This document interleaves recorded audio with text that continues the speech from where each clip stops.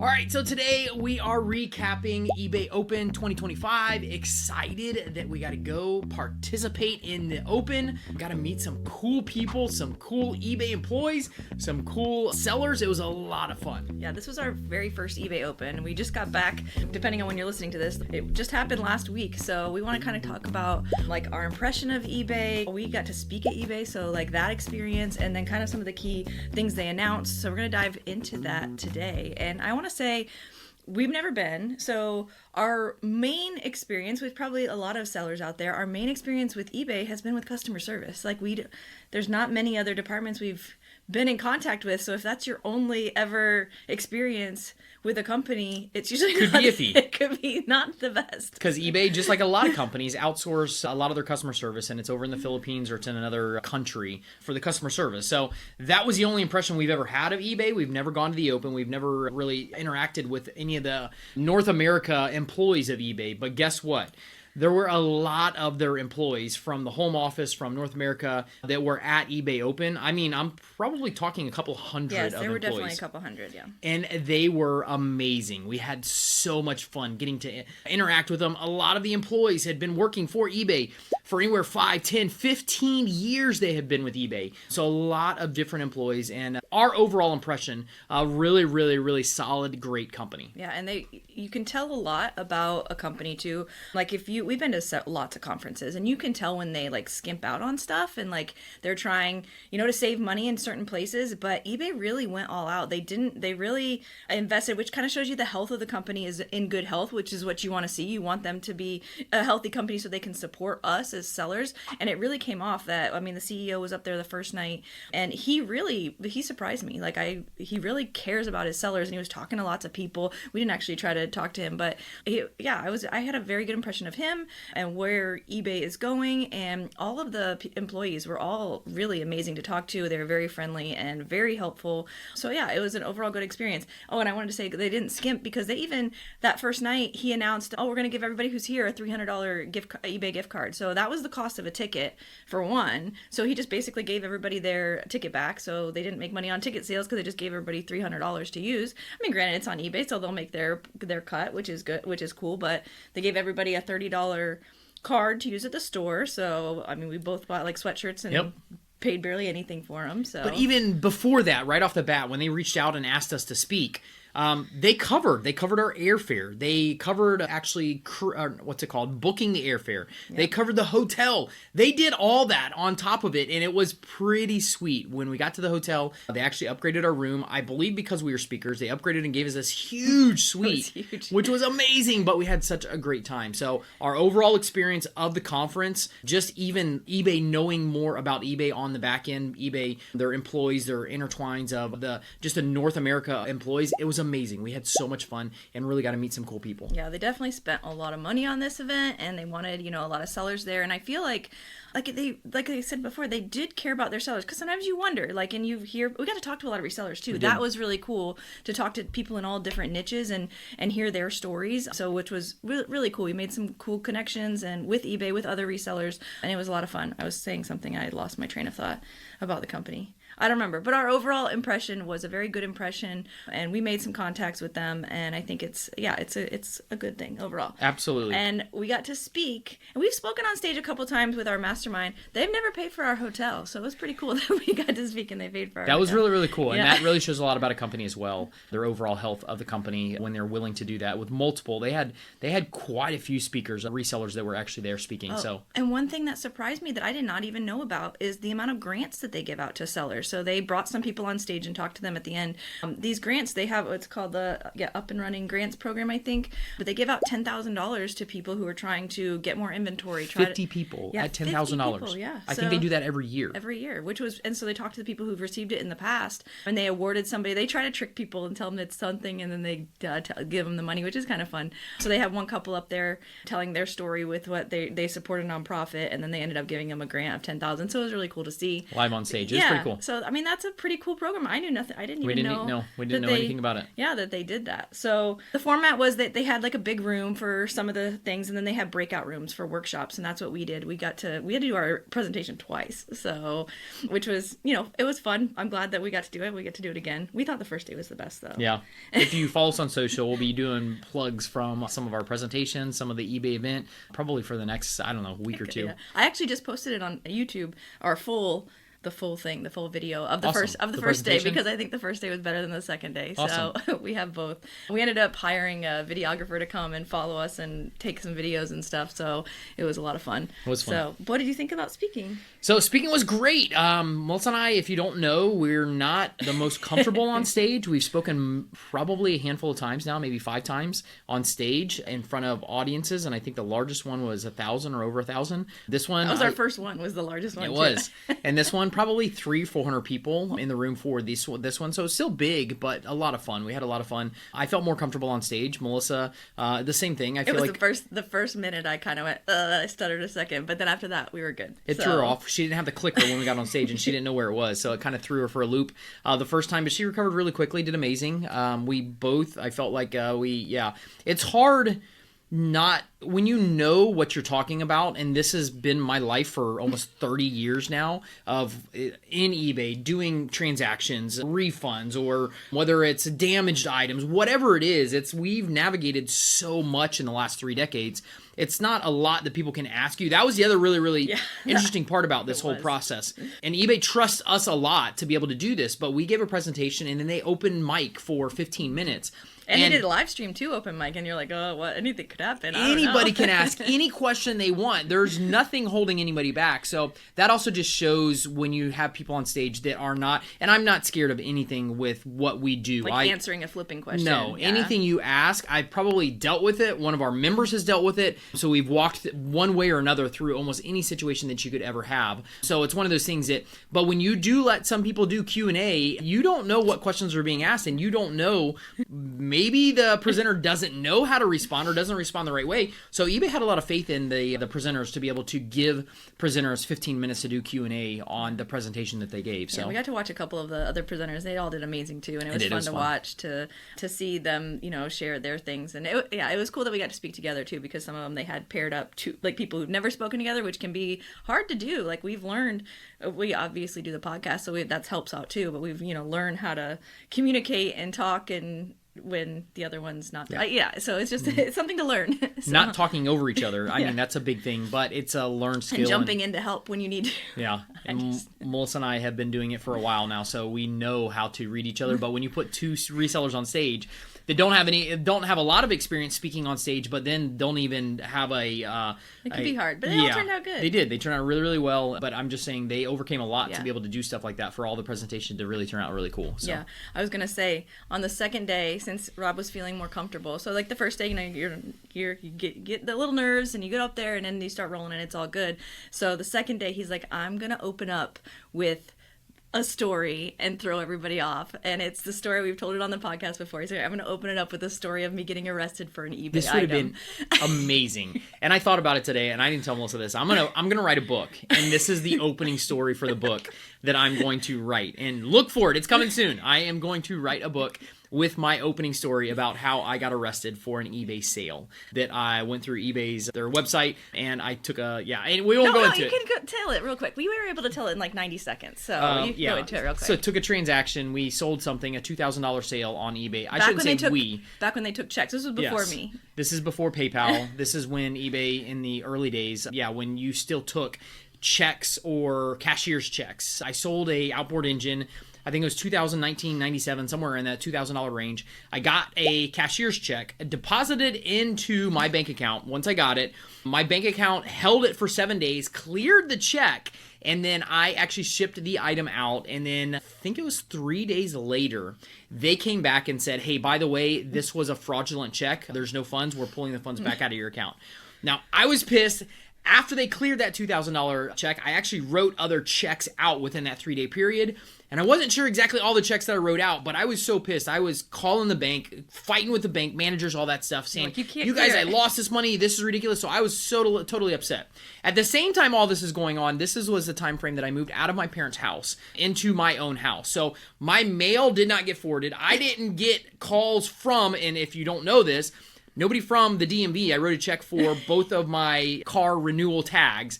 The DMV doesn't call you and say, hey, by the way, you bounced a $300 check. But a month or two later, at my door, I'm sitting down watching TV, and I get a knock at the door. And I look out the window, and it's a cop car. And I'm like, oh, crap, what's going on? And something's going on in the neighborhood. So I open up the door, walk out on my front porch, and the cop's like, are you Robert Stephenson? Yes, I'm Robert Stephenson. And he said, hey, we have a warrant for your arrest. And I was like, whoa, what? A warrant for my arrest? What did I do? And the cop said, yeah, you wrote a bad check. It looks like a $300 check. And I was like, $300? I got cash in the house. I'll go get it, and I'll give it to you right now. And he's like, yeah, no, it's way past that.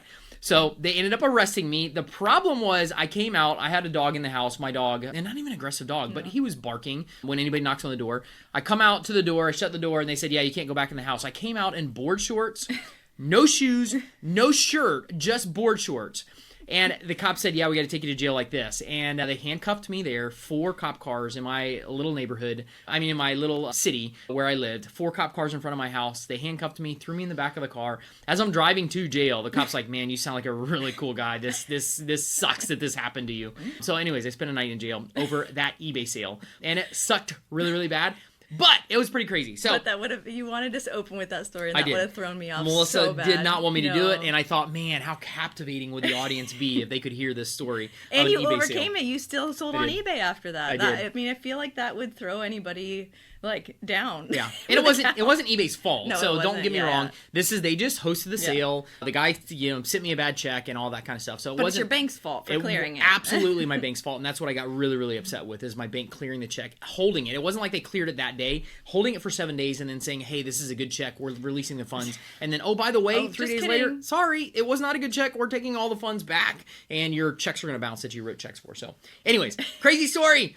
Melissa wanted me to bring it in here. She would not let me do it on stage. I wanted to do it on stage, but that's okay. It is a fun story, because we ended up telling that to a couple people, and we told the videographer, he's like, you should totally do it. No. Totally start. I'm like, no, eBay might never invite us back. So if you ever get my book, that is going to be the opening story to my book. You already know the opening story, and then we'll go from there. So anyways, all right. Well, as we digress, let's go to some of the stuff they announced. Updates. Let's talk about updates that eBay did. So let's see. Some things that they announced was the AI assistant for messaging. So we were there we didn't get to sit in on all the things, because the second day we were getting ready for our spiel, so we didn't go and watch it, but we were there the first day and the last day.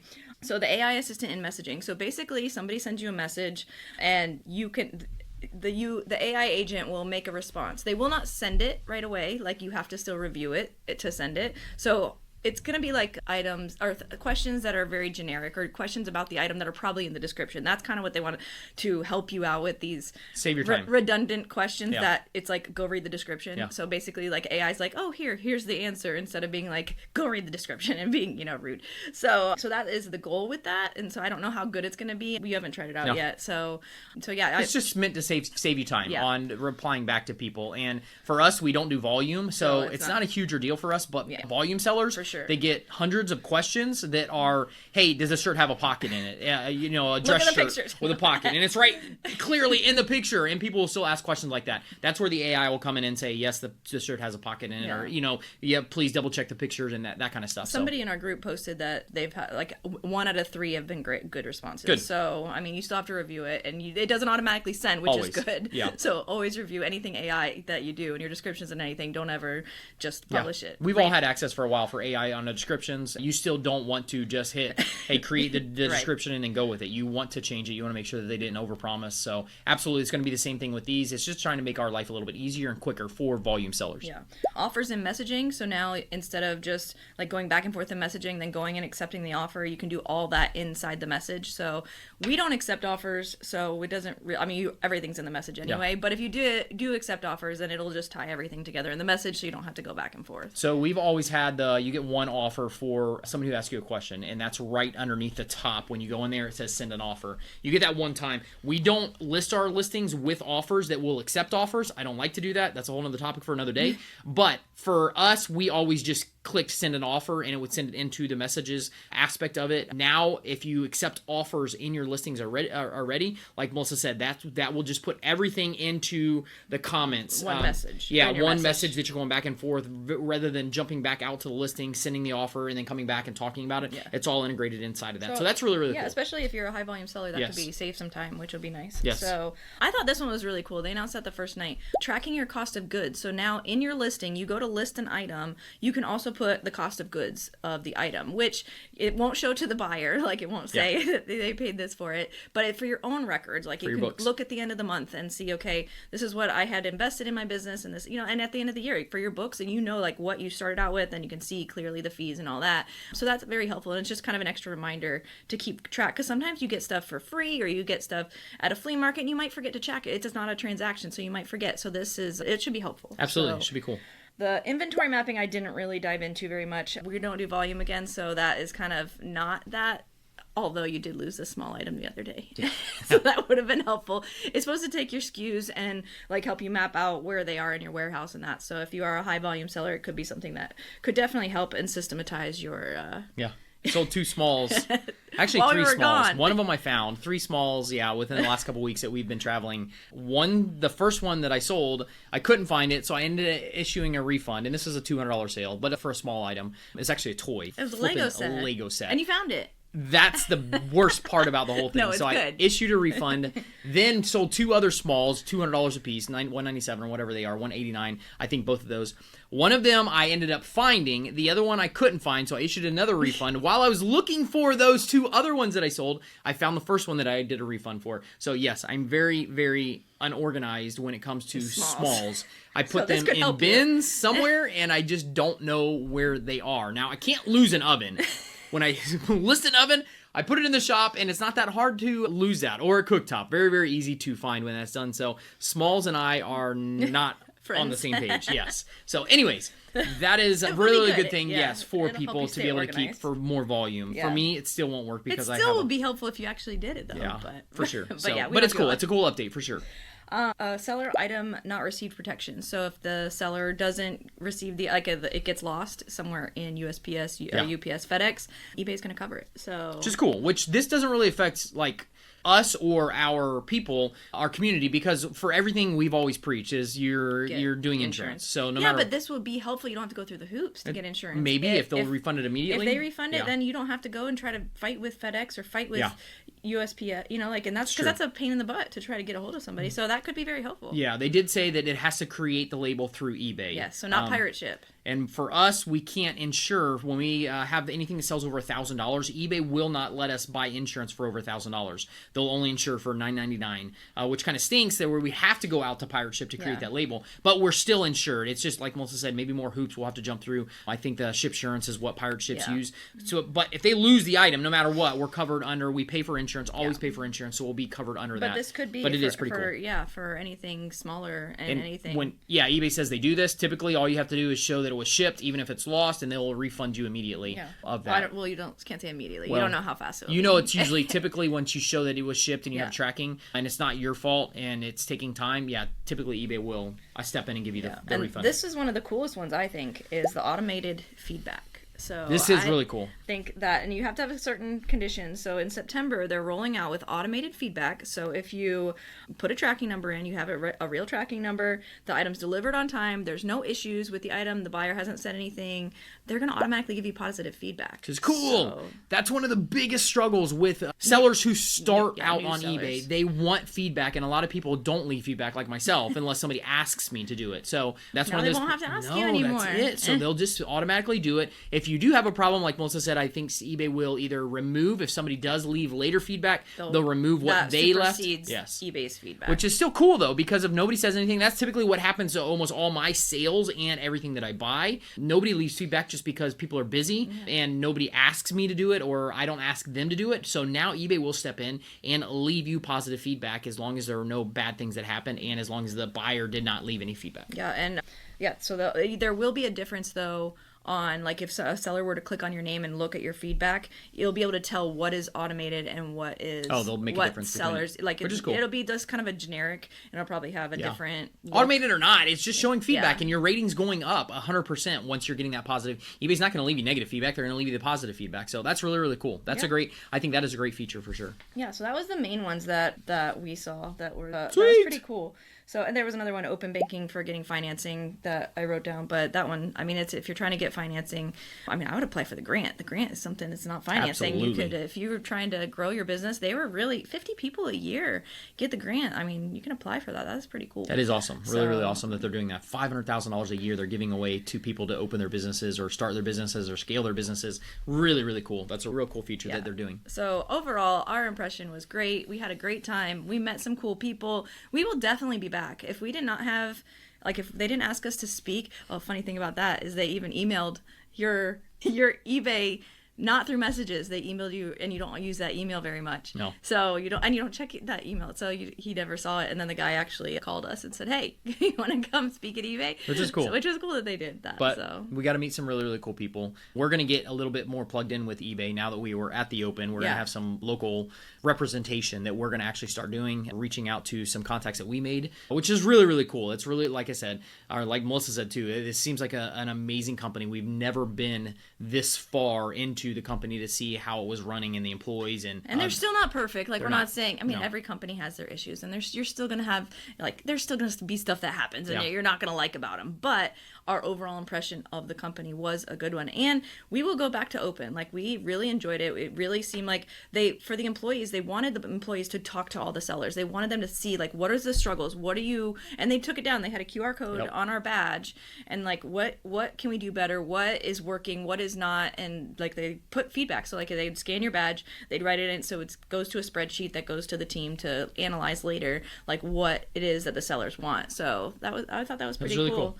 So and if you did not go, you need to go next year. Yes. As long as they do it again, which I'm surprised they didn't do like pre-tickets for the next year. I know, but it was really cool. Hopefully they do it again live, because it was we'll go again. One of the other things that really stood out for us, and we go to conferences all the time. We love conferences, digital marketing conferences. We go to FinCon. We go to a lot of different conferences. But one thing that did stand out as well is they provided a lot of meals. Yeah. And Vegas is that's where the conference was, very expensive to eat in Vegas. And they provided a lot of the breakfasts, a lot of the lunches. Yeah, almost the all of last the last celebration dinner, they rented out a whole huge restaurant or club even. Yeah. It was like 3 stories. It was amazing and everything. It was they spent a lot of money on food, and that really showed a lot that they care about their sellers and they're really trying to do right, which is awesome. So we definitely enjoyed it. Recommend it. It was amazing. Next time, don't miss it. Go to eBay Open 2026. As long as they do it, we'll be there. And I wanted to add one last thing.